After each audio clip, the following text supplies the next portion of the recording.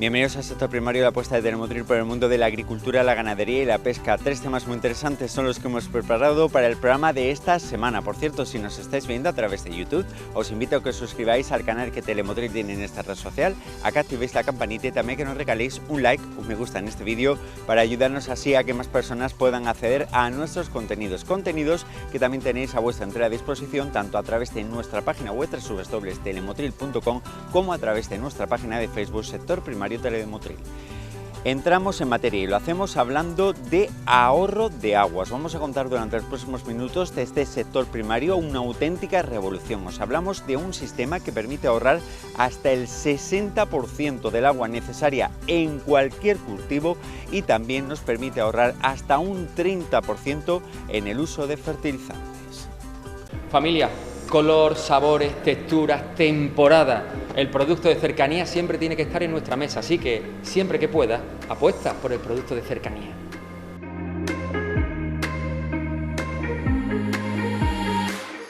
¿Todo el mundo aprovecha el agua de igual forma? Sería una buena pregunta. Bueno, pues yo soy Alberto Fuentes, actualmente soy el CEO de BioGreen y vengo a presentaros el retenedor de agua, el retenedor de humedad Poliagua. Es 100% biodegradable y no deja ningún tipo de residuo en el suelo. Y como lo mejor es que os deje unos testimonios de unos agricultores. El ahorro que nos dijeron, un 20 o un 30% de agua en un cultivo, era una gran expectativa y de hecho está funcionando porque lo estoy probando, se monitoriza con las sondas y ya está, y se ven los resultados. No es lo que diga el uno o lo que diga el otro, es los resultados de la sonda. Hay dos sondas, 3,5 hectáreas se están echando el Poliagua y otras 3,5 hectáreas no se están aplicando. Se ve muy claro en el ordenador, las dos sondas, una va muy pareja y la otra tiene unos picos de sierra muy grandes. Donde se echa, la humedad es constante, la planta va mucho mejor, entonces estamos reduciendo horas de agua y alargando los plazos de riego. Y en la que no tiene el Poliagua, pues acortamos los riegos porque la planta se viene abajo con el estrés hídrico que se somete en estas temperaturas que estamos.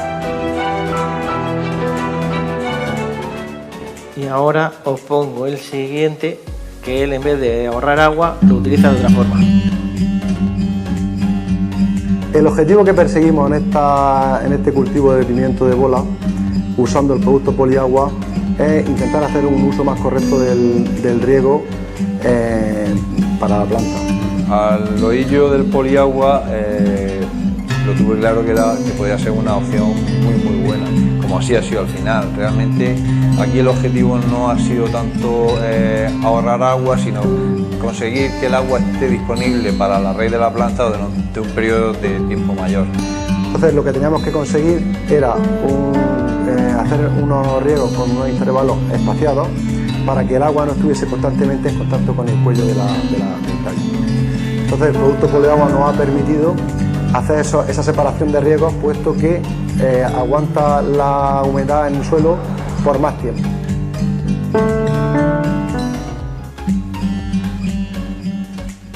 Luego, nosotros como yo vengo de Murcia, hicimos unos ensayos en el CDT Almirador, que es un centro de demostración de transferencia agraria, en el que depende de 3 cooperativas agrícolas, que es Gregal, San Cayetano y Hortamira, y una otra parte la gestiona la propia comunidad autónoma. En el primer ensayo hicimos un ensayo en brócoli, en donde la recomendación que hace la comunidad autónoma para ese cultivo y en la época en la que se hizo era de 2.297 metros cúbicos y nosotros hicimos, teniendo la misma producción, con 1.280 metros cúbicos, se hizo teniendo la misma producción, ¿vale? A partir de ese ensayo se hizo un segundo ensayo en el mismo sitio, en pimiento al aire libre, en el que también para el SIAN, que es la comunidad autónoma, hace una recomendación de 3.245 metros cúbicos y nosotros con 2.500 lo sacamos, teniendo siempre la misma producción.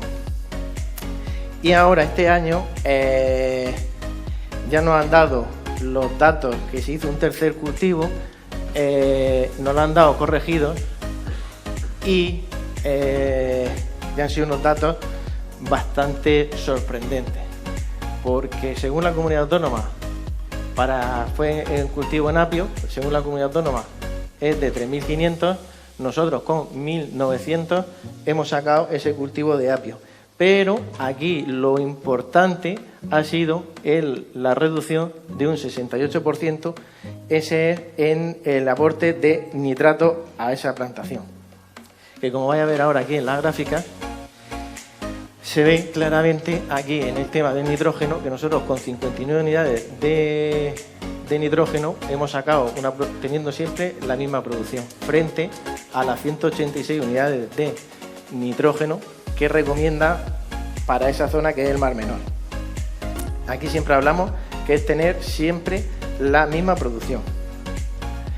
Luego, pues esto es ya gente que sí que está usando el producto en un invernadero por allí también por Murcia de pimientos, en el que ha tenido pues un 30% de reducción tanto de agua como de fertilizantes. Aquí hay otra persona en el que lo utiliza en cítricos, en el que ha tenido un 40% de reducción. Lo más llamativo es la reducción del nitrato, con un 40%. Aquí hay otro en pera, por allí también, en la parte de Murcia, en la parte de Jumilla, con una reducción de un 30%, tanto de agua como de fertilizante. Luego también aquí hay otro en uva, en el que tuvo un ahorro también de otro 30%. Y aquí vamos a poner otro de olivo. Y aquí lo curioso es que este hombre, esto es en Sevilla, solo tenía 500 metros cúbicos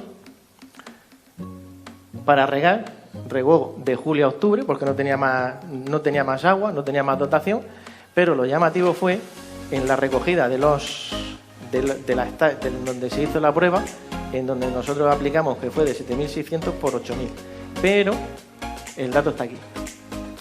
18,42 de rendimiento en aceite por un 17.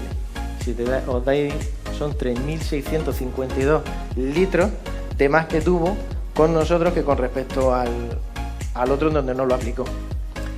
A poco que le pagaran el litro de aceite a 4 euros, mira el beneficio que tuvo. Teniendo en cuenta que cuesta 60 euros la hectárea, pues el beneficio fue un poco o bastante llamativo. ¿Cómo se aplica o de qué forma?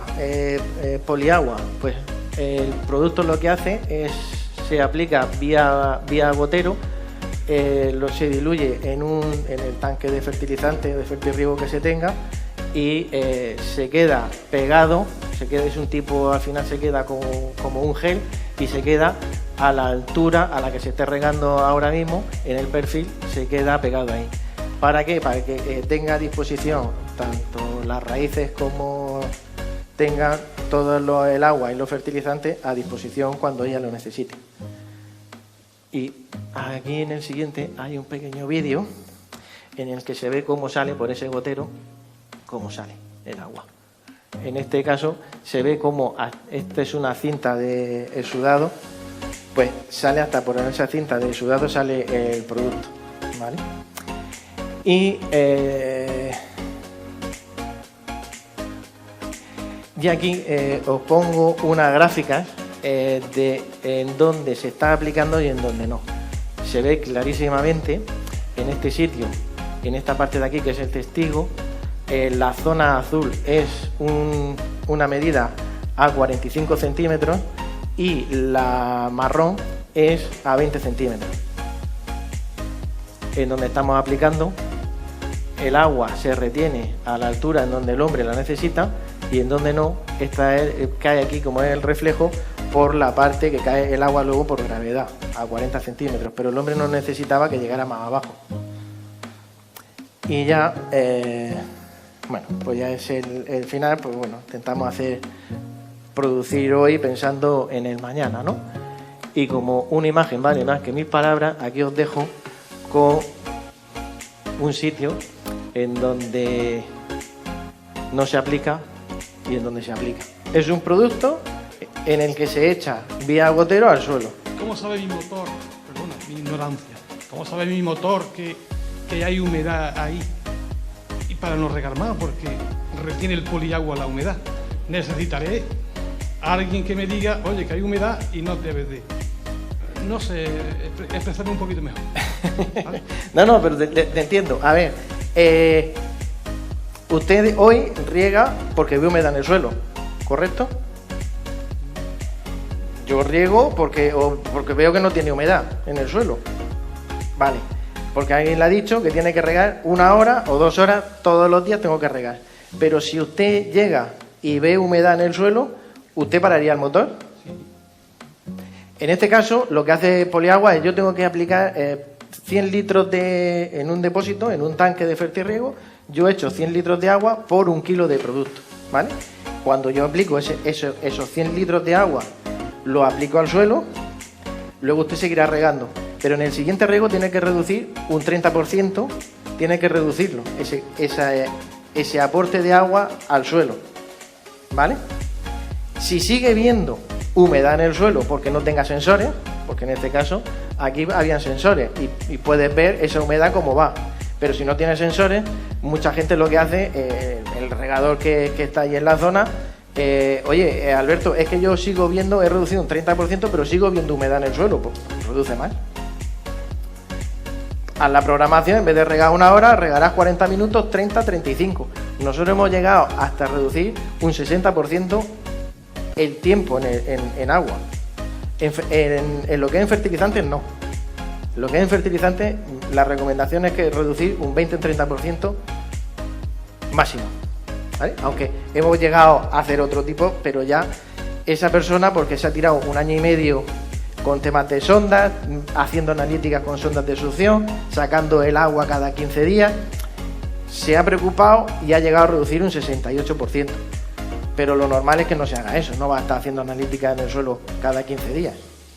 Entonces, con que reduzca un 20-30% el fertilizante, pero en el agua, si usted ve que en el suelo se te va a la calle en la humedad, pues reducir el tiempo del motor. Es como lo vas a ver. Depende del tipo de tierra. En donde más se nota es en suelo arenoso. Porque en un suelo arcilloso también en el aporte de producto va a ser menor. En un suelo arcilloso vas a echar menos producto que en un suelo arenoso.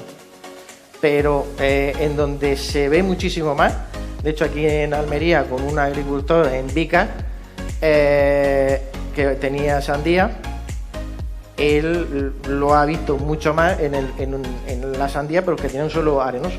Te mantenemos la humedad, pero no es que esté el suelo con agua. Que lo que hace el producto lo que hace es absorbe el agua y luego por ósmosis la va soltando poco a poco. No es que esté encharcado el suelo.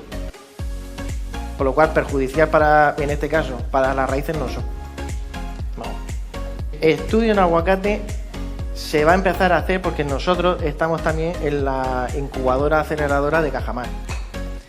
Y con la Lóndiga de la Unión se iba a hacer un ensayo en aguacate, lo íbamos a hacer hace un mes, pero al final decidieron que en vez de en aguacate lo iban a hacer en Chirimoya, además que está por aquí cerca, porque era aquí en Motril, y lo iban a hacer, se ha empezado a hacerlo, que llevamos un mes y pico, mes y medio, en Chirimoya. Pero la Lóndiga de la Unión lo que sí que quiere hacer es un ensayo en aguacate. Sí. El pimiento de bola, que en este caso es para hacer pimentón, es muy propenso a coger hongos. Él tenía unas pérdidas de un 23% cuando él plantaba el pimiento por fitóptora, que no sé si lo dice, pero él tenía un 23% de pérdida en la plantación. El año pasado que lo empezó a poner, tuvo una planta solo. Y la diferencia de un 23% a una. Son 10 hectáreas lo que tiene de pimiento.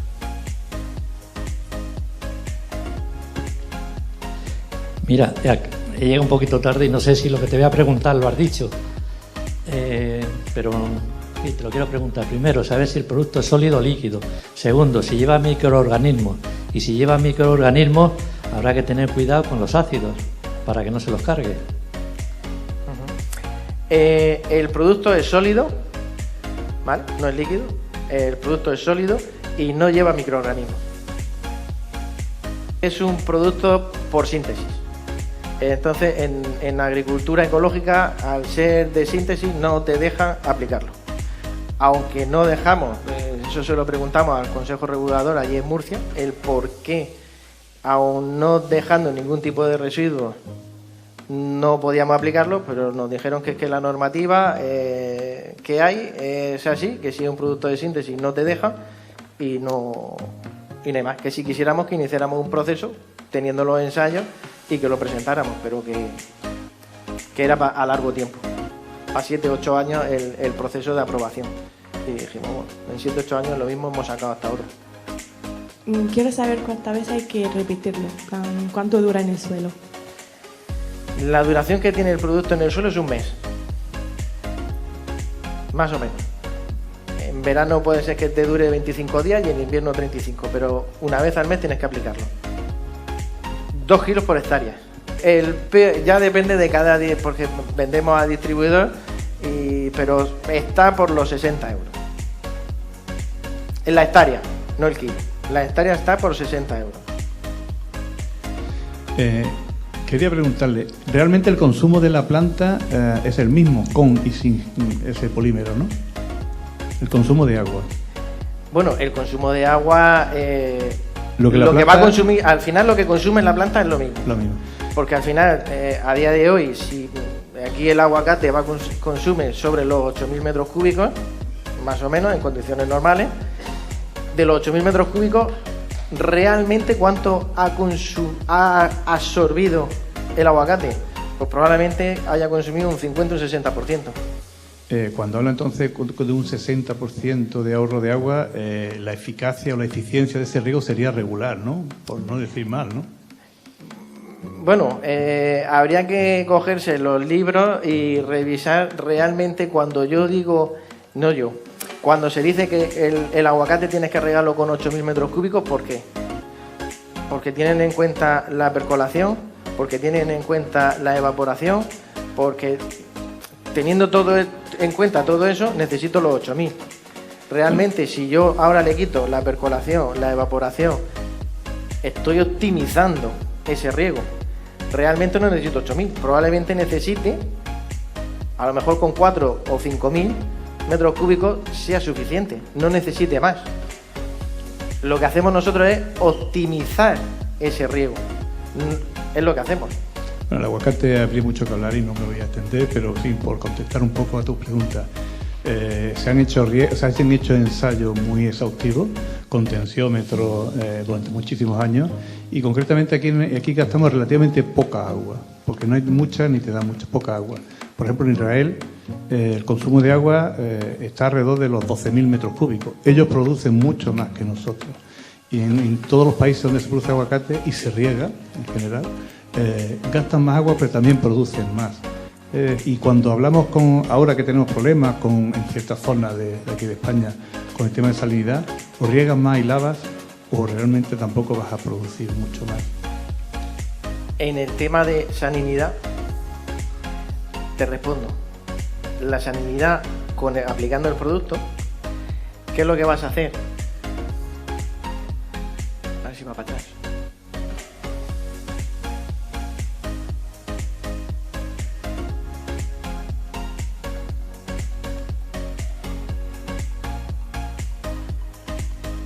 Aquí, cuando tú riegas sin producto, la sal, si lo haces la sal te va a atacar más rápido a las raíces. ¿Qué pasa? Que aquí, utilizando poliagua, ¿qué haces? Ese bulbo lo mantengo húmedo. Al mantenerlo húmedo, la sal no va a atacar a la raíz, las sales las voy a desplazar. A la hora de hacer A la hora de hacer un lavado es mucho más fácil utilizando poliagua, porque el lavado lo hago aquí y lo hago aquí. Y se va a lavar muy fácilmente porque lo tengo en la parte exterior del bulbo, no lo tengo impregnado por el medio. Mira la calidad de mis pimientos, están buenísimos. Disfrútalo en una ensalada, parrillada o asado al horno. Compra producto español, consume productos de cercanía.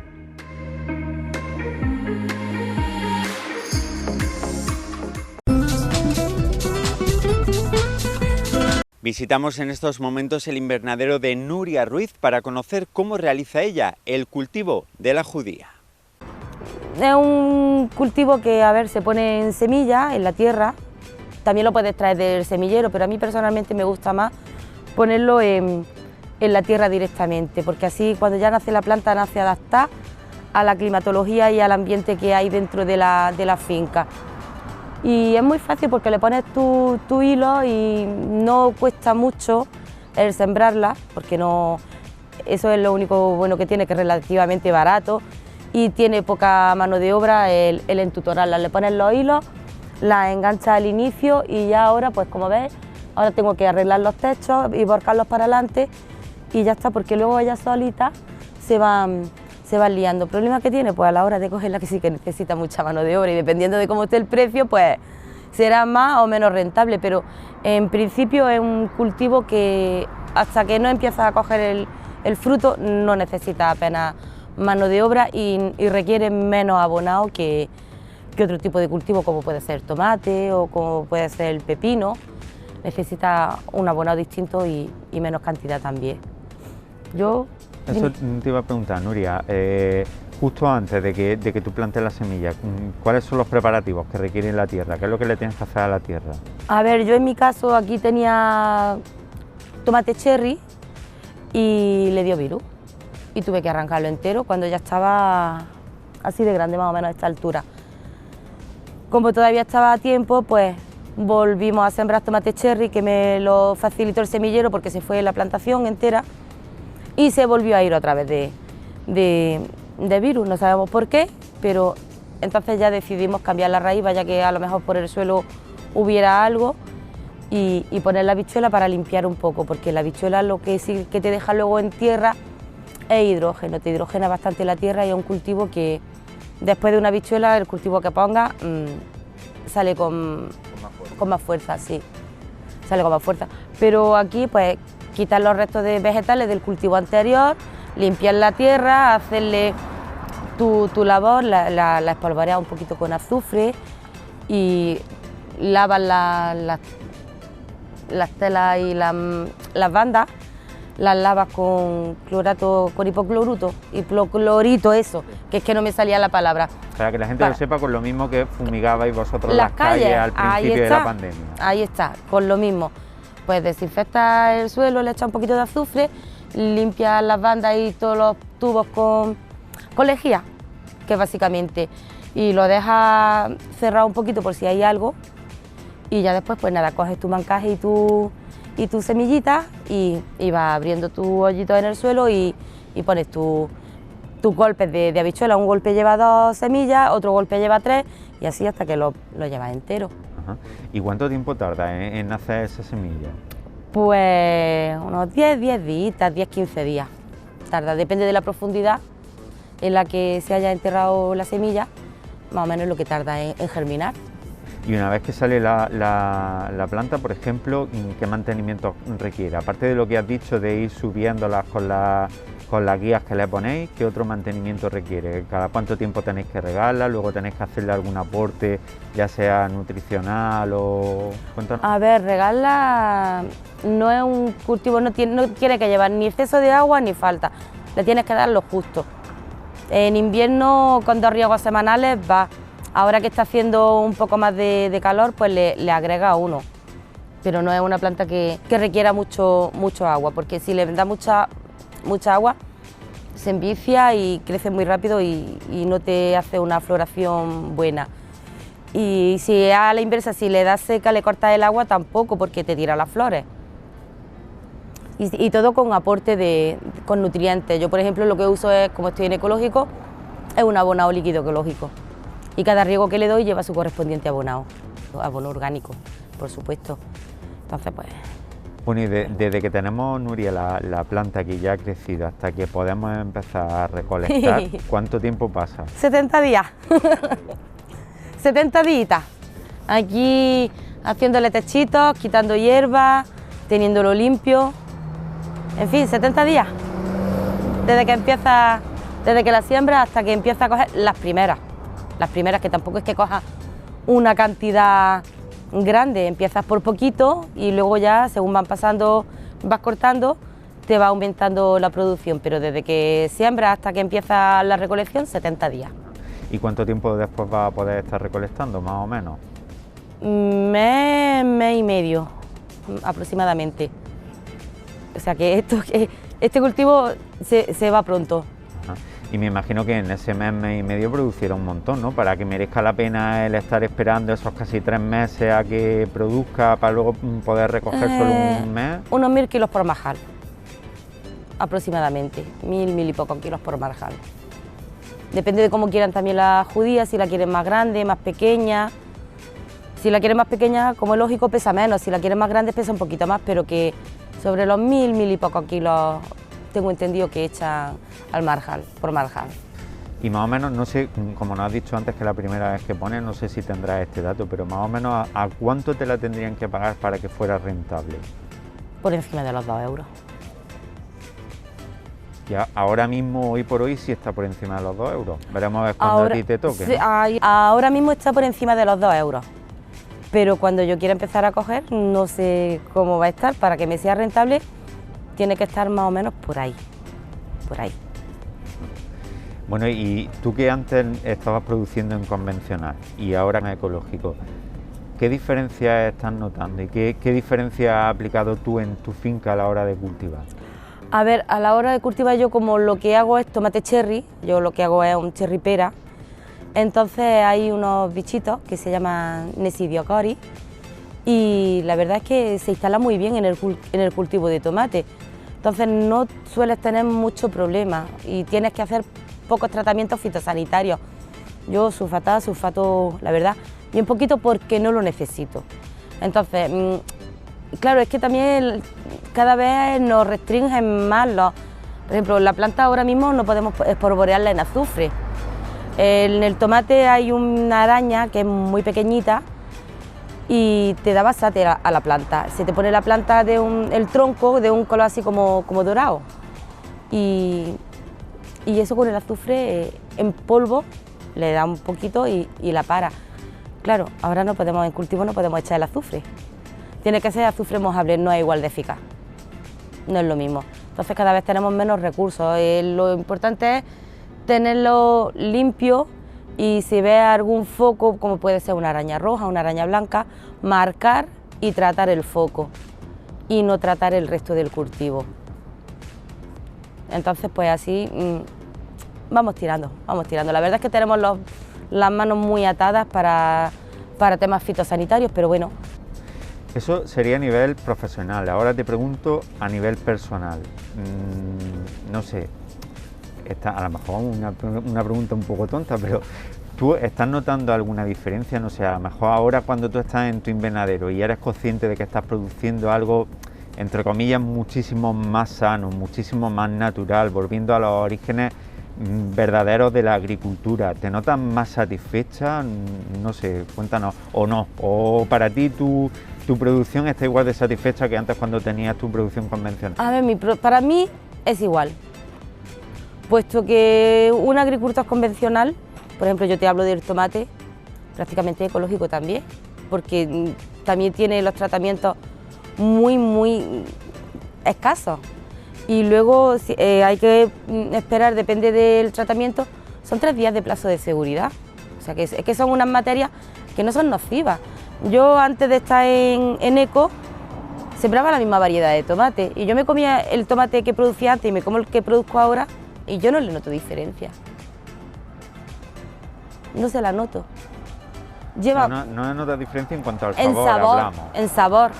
Ni en sabor, ni en calibre, yo no le noto la diferencia, pero bueno, ahora quieren que seamos eco y no noto la diferencia, pero a lo mejor no noto la diferencia porque hago el mismo manejo, la fauna auxiliar es beneficiosa, entonces trabaja igual en eco que en convencional, puesto que si aplicas tratamiento y matas la fauna auxiliar beneficiosa, pues notas los efectos porque también te entran más plagas y te cuesta más trabajo. Entonces lo importante es tener un buen equilibrio entre la fauna auxiliar beneficiosa y siempre la fauna que te entra externa, que no es tan buena, digamos, para tu cultivo, pero teniendo una buena fauna auxiliar beneficiosa no necesitas hacer muchos tratamientos, por lo menos en tomate.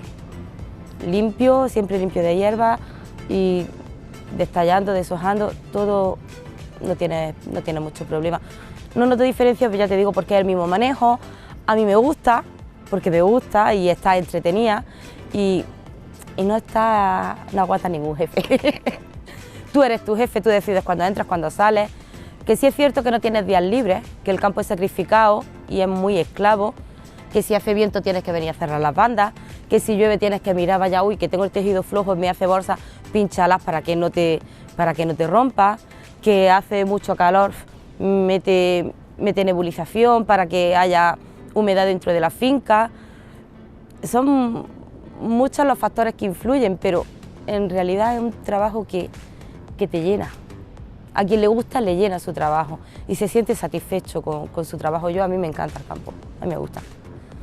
Nuria, ya para finalizar, medio no has contestado la pregunta que te voy a hacer ahora, pero a mí me gustaría entrar un poco más en profundidad. ¿Qué es lo que te ha llevado a ti precisamente a pasar del convencional al ecológico? En realidad no me ha llevado nada, ya como antes te he dicho, los tratamientos, es que con la fauna no necesitas hacer tantas aplicaciones, entonces digo, mi técnico, mi marido y yo estuvimos hablando y dijimos, bueno, pues si es que somos prácticamente ecológicos, ¿qué más da? No tengo que tratar el suelo, no le meto químico al suelo, que en convencional si se lo mete, yo no le meto químico al suelo y yo cuando tengo que desinfectar, siembro mostaza y rábano y ya está, luego se entierra y lo dejas que se descomponga durante el verano y esa es la desinfección y el aporte orgánico que le hago a la tierra. Entonces es la única diferencia, porque luego en tratamiento ya te digo, no aplicaba apenas tratamiento, yo cobre, azufre mojable y poco más, y es más o menos lo que uso aquí, cuando la finca lo requiere, ya te digo, pero que si veo algún foco, señalo foco y trato foco solamente. Entonces, tratando foco, evitas que si tienes una plaga que se te extienda al resto del cultivo. Bueno, me refería a ¿qué te ha llevado? A ver, el hecho de lo que tú nos has comentado un poco antes, de que todas las tendencias van a que todos los agricultores os convirtáis en ecológicos, el intentar recibir un poco más de dinero por los frutos que tenéis, es una convicción tuya personal el producir algo más saludable, más sano, por no llevar esos productos químicos a los que aludías antes. ¿Cuál es un poco el motivo por el que te has transformado? En realidad ha sido más bien un motivo por intentar un cambio, pero un cambio económico. Porque como antes te he explicado, si es que yo tampoco es que le note mucha diferencia. La única diferencia importante es tratamiento de suelo. Pero por el resto es más bien un económico. Se supone que ecológico se paga un poquito más y que te suele ser un poquito más rentable. Vamos a ver, en ello estamos, vamos a ver si es cierto. Porque lo pintan todo siempre muy bonito, pero luego a la hora de la verdad no son las cosas tan bonitas como te cuentan y como te dicen. Este verano disfruta de mis pepinos en tu gazpacho y en tu salmorejo. Consume producto español, consume producto de cercanía.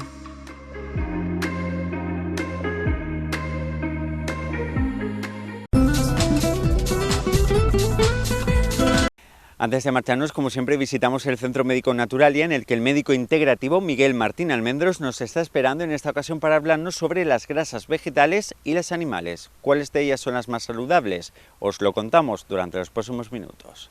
Hoy vamos a hablar de las grasas, de grasas animales, grasas vegetales, qué es bueno, qué es malo. está muy difundido en la sociedad que hay una grasa determinada que es mala, que no es así, que ya veremos que es buena.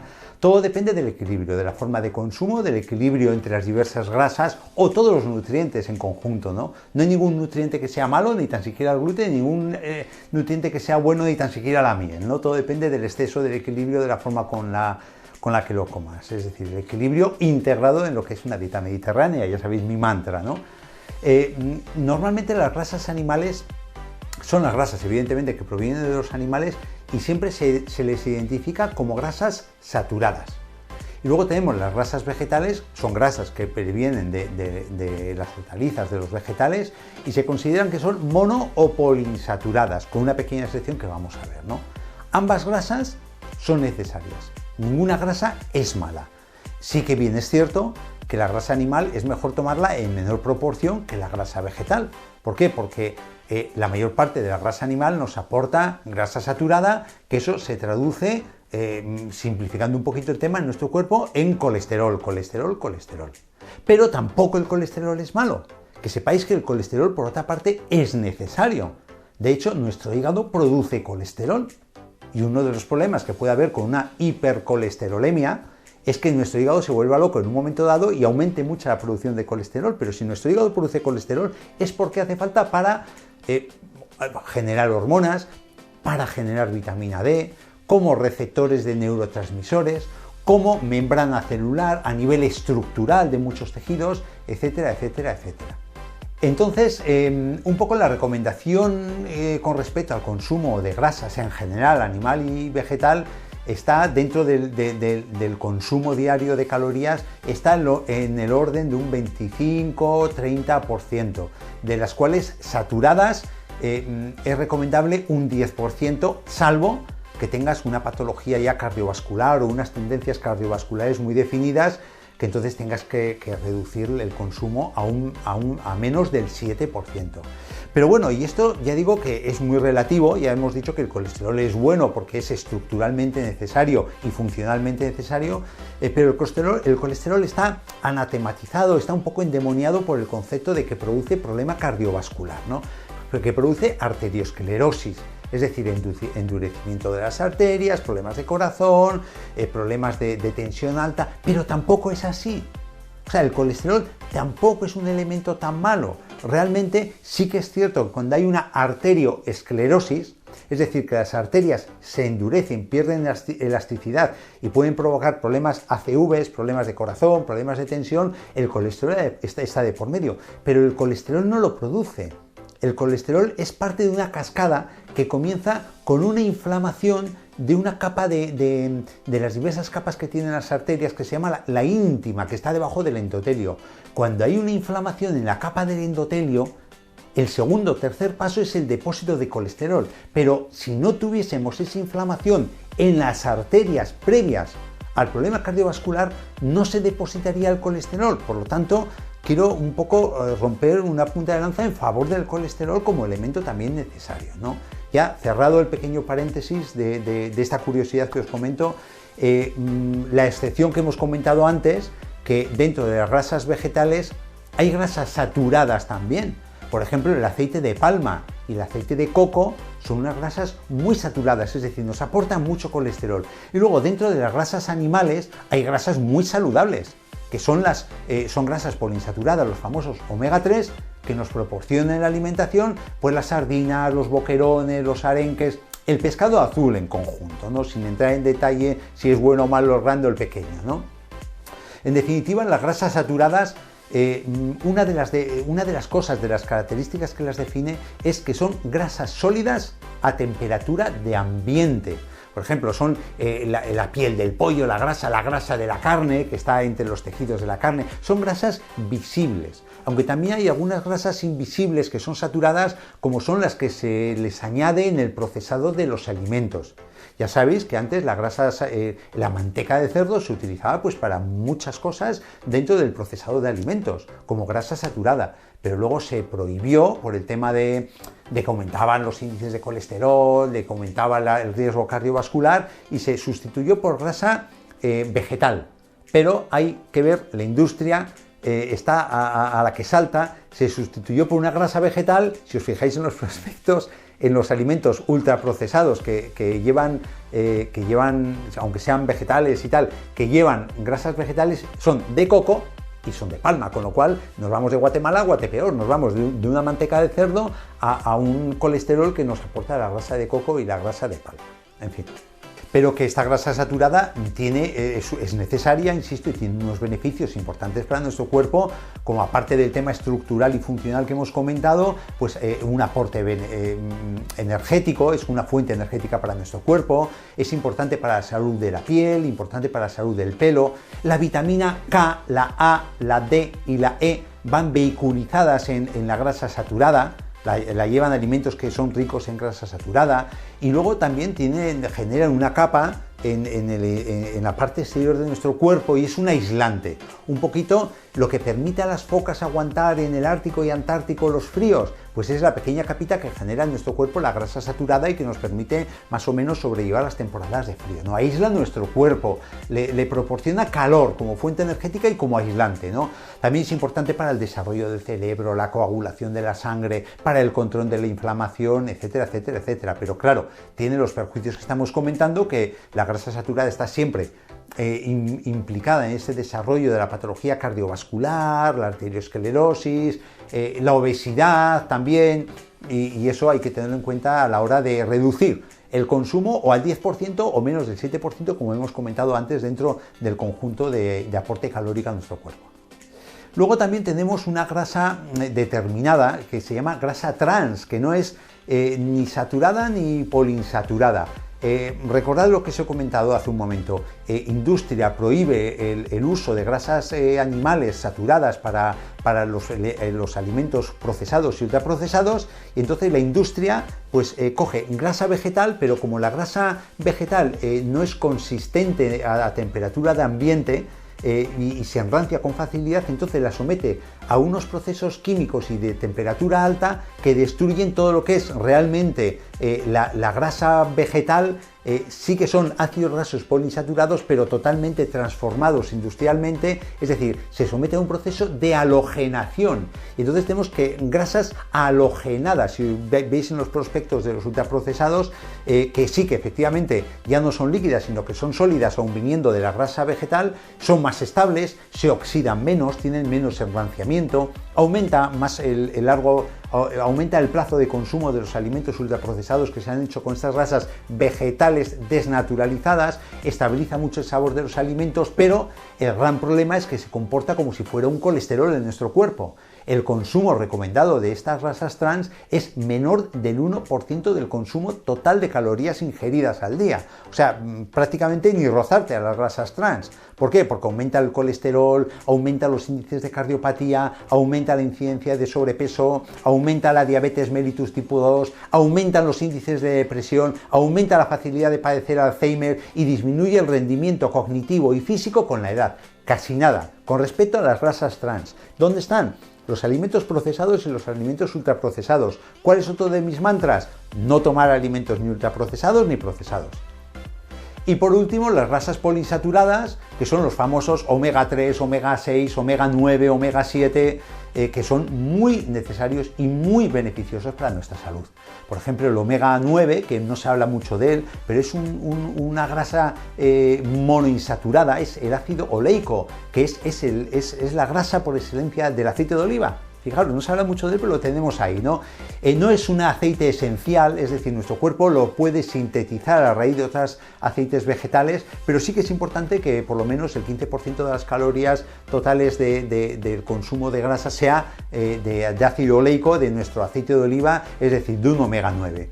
También está en el aguacate, también está en los frutos secos, aparte del aceite de oliva, y en un principio, pues con 30 gramos en una dieta de 2000 calorías diarias, pues sería suficiente, que eso nos podría equivaler a 6 cucharaditas de té de aceite de oliva, ¿no? Para tener un equilibrio, un aporte equilibrado de ácido oleico o de aceite de oliva o de omega 9, ¿no? Luego está el sempiterno omega 6, que son también grasas poliinsaturadas, influyen regulando la producción de energía, para la salud del hueso, para la piel, para el cabello. ¿Y dónde tenemos el omega 6? Pues lo tenemos en el aceite de girasol, en el aceite de soja, también en los frutos secos, en el aguacate, en el coco, que aunque tenga saturada también tiene omega 6, el atún, el maíz, el sésamo, la quinoa, la carne de pollo y pavo tiene también algo de omega 6, el huevo. La margarina, sin ser un alimento aconsejado, al menos por mi parte, pero tiene omega 6, hay que reconocerlo también.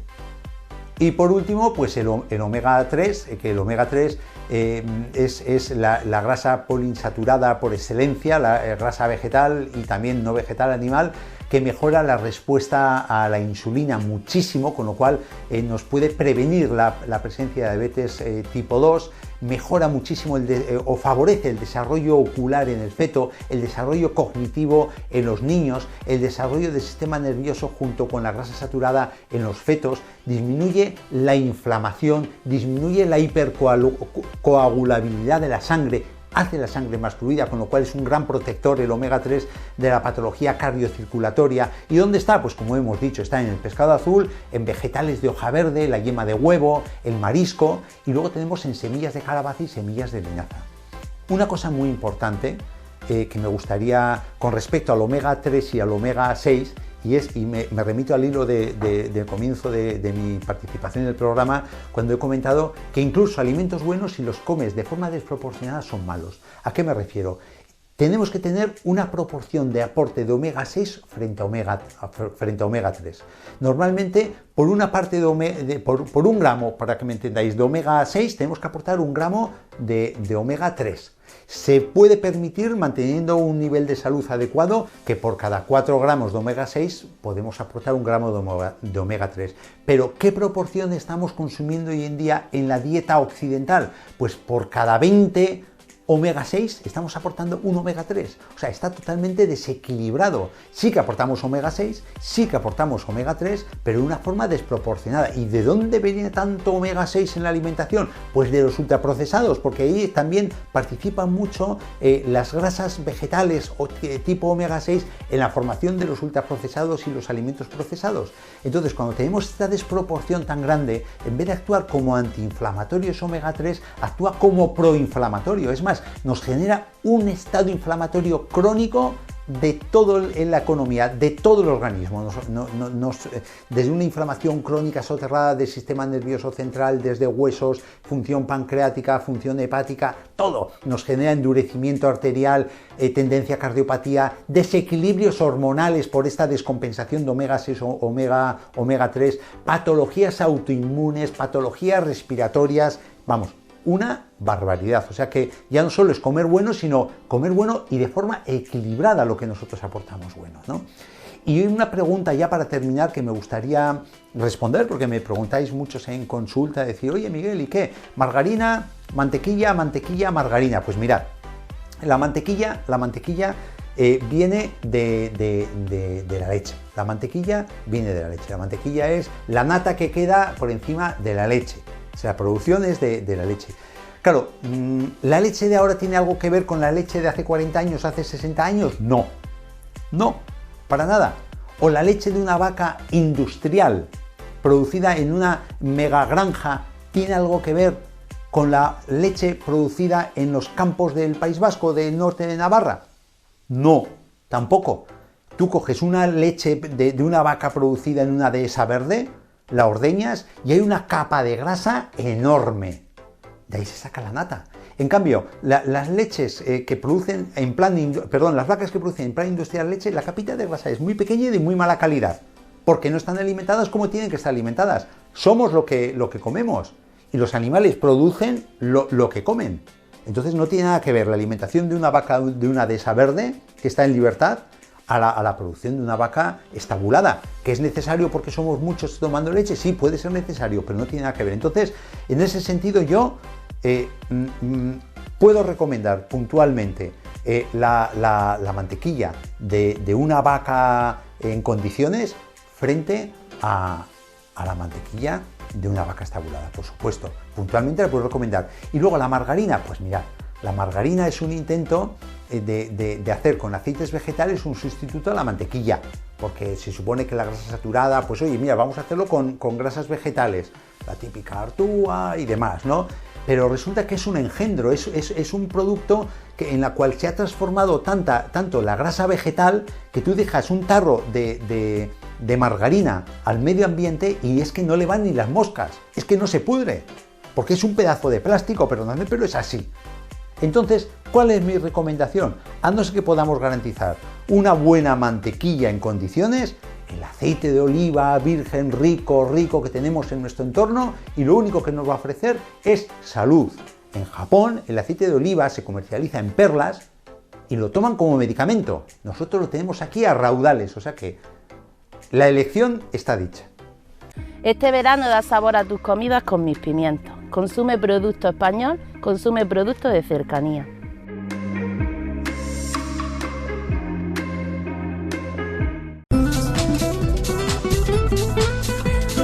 Es todo por el momento. En tan solo unos días volveremos con más temas relacionados con la agricultura, la ganadería y la pesca. Será como siempre aquí en Sector Primario en Telemotril. Recordaros que podéis acceder al contenido íntegro de todos nuestros programas, tanto en el canal que la Televisión Pública Motrileña tiene en YouTube, al que por cierto os invito a que os suscribáis, a que activéis la campanita y también que nos regaléis un like, un me gusta en este vídeo para ayudarnos a que más personas puedan acceder a nuestros contenidos que también tenéis a vuestra entera disposición, ya sabéis, tanto a través de nuestra página web www.telemotril.com como a través de nuestra página de Facebook Sector Primario Telemotril.